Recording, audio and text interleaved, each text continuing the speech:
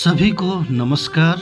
मैं डॉक्टर विनोद कुमार यादव फिर से उपस्थित हूँ आप लोगों की सेवा में एक सुंदर और छोटा सा मगर देश प्रेम से लबालब शहीद दिवस पर वक्तव्य या भाषण कैसे देंगे उसको लेकर के मैंने ऊपर की पंक्तियों को यानी कि संबोधन को इस बार बिल्कुल ही कम शब्दों में निपटा दिया है। अगर आप लोग चाहें तो इसे बढ़ा भी सकते हैं मेरे दूसरे वीडियो को देख करके, क्योंकि मैंने एक सेपरेट वीडियो बनाया है कि हम किसी भी मंच पे लोगों को संबोधित कैसे करेंगे, चाहे वो प्रधानाचार्य हो, चाहे उप प्रधानाचार्य हो, चाहे मुख्य अतिथि हो, चाहे हमारे अध्यापक हों, चाहे अध्यापिकाएं हों, चाहे छात्र हों। अगर आपको विस्तृत अगर बोलना है तो उस वीडियो को अवलोकन जरूर करें और इसमें आप ऐड कर सकते हैं। तो वीडियो को हम शुरू करते हैं और इसके लिए सबसे पहले मैं आप लोगों का धन्यवाद देता हूं कि आप लोगों ने बहुत ढेर सारा मुझे प्रेम दिया है। यह प्रेम आप लोगों का बना रहना चाहिए। वीडियो शुरू करते हैं। आदरणीय प्रधानाचार्य महोदय, विद्वान एवं मार्गदर्शक गुरुजन, मातृशक्ति की प्रतीक हमारी श्रद्धेय महिला शिक्षिकाएं तथा उत्साही, जिज्ञासु और राष्ट्र के भविष्य हमारे प्रिय छात्र एवं छात्राएं, आज हम सभी यहाँ एक ऐतिहासिक क्षण को स्मरण करने के लिए एकत्रित हुए हैं, जो केवल एक तारीख नहीं बल्कि त्याग, शौर्य और राष्ट्र प्रेम की अमिट गाथा है। वास्तव में देखा जाए तो आज का यह दिन इतिहास के सीने पर दहकती हुई एक जलती हुई लौ है, जो हमें याद दिलाती है कि आज़ादी यूं ही किसी की दया से नहीं मिली, बल्कि इसे लहू से सींचा गया, बलिदानों की गंगा में स्नान कराया गया और फिर ज्वालामुखी की भांति फूटती क्रांति की अग्नि से तपाकर पाया गया। आज का दिन उन 3 अमर बलिदानियों भगत सिंह, सुखदेव और राजगुरु की शौर्य गाथा को याद करने का दिन है, जिन्होंने हंसते हंसते फांसी के फंदे को चूम लिया, लेकिन भारत माता को बंधनों में जकड़ा नहीं रहने दिया। यह दिन केवल एक तारीख नहीं बल्कि इतिहास के पन्नों में स्वर्ण अक्षरों में अंकित एक अमर गाथा है। 23 मार्च का दिन हमें उस बलिदान की याद दिलाता है जिसने भारत की स्वतंत्रता की नींव को और अधिक सुदृढ़ किया। 20वीं सदी के आरंभिक दशकों में भारत ब्रिटिश हुकूमत की बेड़ियों में जकड़ा हुआ था। एक ओर महात्मा गांधी के नेतृत्व में अहिंसक आंदोलन चल रहा था, तो दूसरी ओर क्रांतिकारी युवा अपने जोश और बलिदान से इस संग्राम में नई ऊर्जा भर रहे थे। उनमें भगत सिंह का नाम सबसे आगे आता है। भगत सिंह केवल एक नाम नहीं बल्कि एक विचारधारा थे जो आज की युवा मन को झकझोर देती है। उन्होंने महज 23 वर्ष की आयु में वह कर दिखाया जिसे सदियों तक याद रखा जाएगा। वे कहते थे, जिंदगी अपने दम पर जी जाती है, दूसरे के कंधों पर तो सिर्फ जनाजे उठाए जाते हैं। भारत की धरती ने कई योद्धा देखे, कई बलिदान हुए, लेकिन 23 मार्च 1931 को लाहौर की जेल में जब 3 युवा हंसते हंसते मौत के गले लगा रहे थे तो खुद आसमान भी कांप उठा होगा।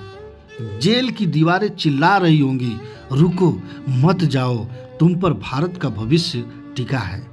लेकिन उन वीरों ने एक ही उत्तर दिया होगा, जोश से जीते हैं, जोश से मरते हैं और जोश से ही अमर होते हैं। ये कहानी शुरू होती है उस दौर से जब भारत ब्रिटिश शासन के पंजों में जकड़ा हुआ था। अंग्रेजी सत्ता अपनी धौंस दिखाकर भारतीयों को कुचल रही थी। इसी बीच 1928 में जब साइमन कमीशन भारत आया तो पूरे देश में गुस्से की लहर दौड़ गई। साइमन गो बैक के नारों से आसमान गूंज उठा। लाला लाजपत राय के नेतृत्व में जब लाहौर में प्रदर्शन हुआ तो अंग्रेजों ने बेरहमी से लाठी चार्ज किया। लाला जी के सीने पर अंग्रेजों की लाठियां बरस रही थी, लेकिन वे अडिग खड़े रहे। बोले, मेरे शरीर पर पड़ रही हर एक लाठी ब्रिटिश शासन के ताबूत की कील बनेगी। लेकिन किसे पता था कि यह बलिदान सच में आग का शोला बन जाएगा।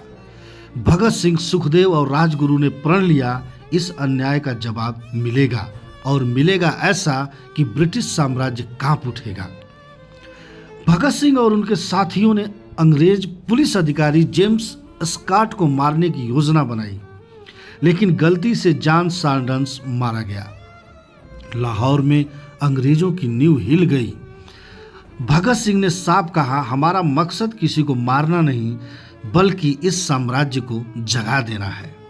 8 अप्रैल 1929 दिल्ली की सेंट्रल असेंबली में भगत सिंह और बटुकेश्वर दत्त ने बम फेंका, पर यह बम किसी को मारने के लिए नहीं था।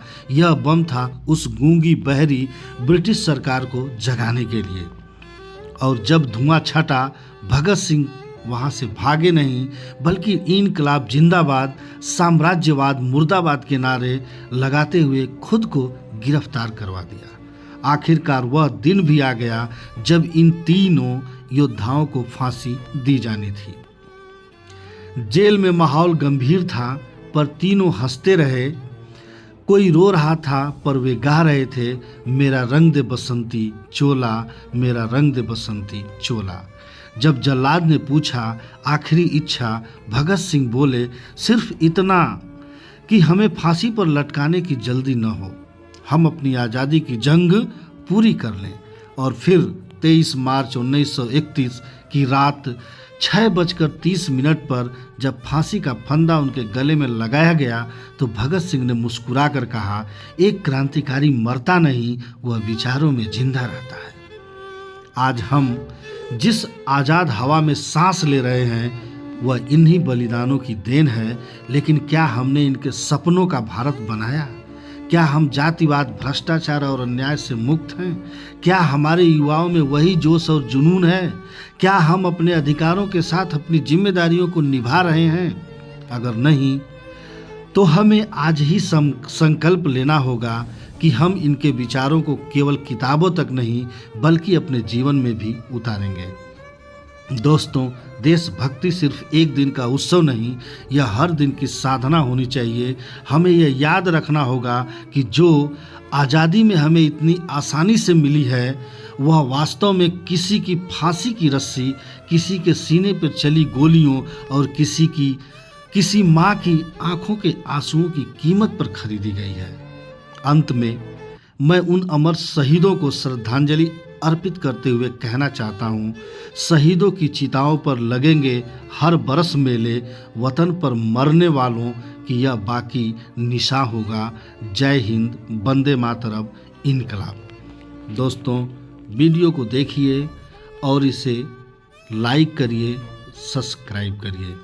आपका प्यार और सुझाव आमंत्रित है। बहुत बहुत धन्यवाद।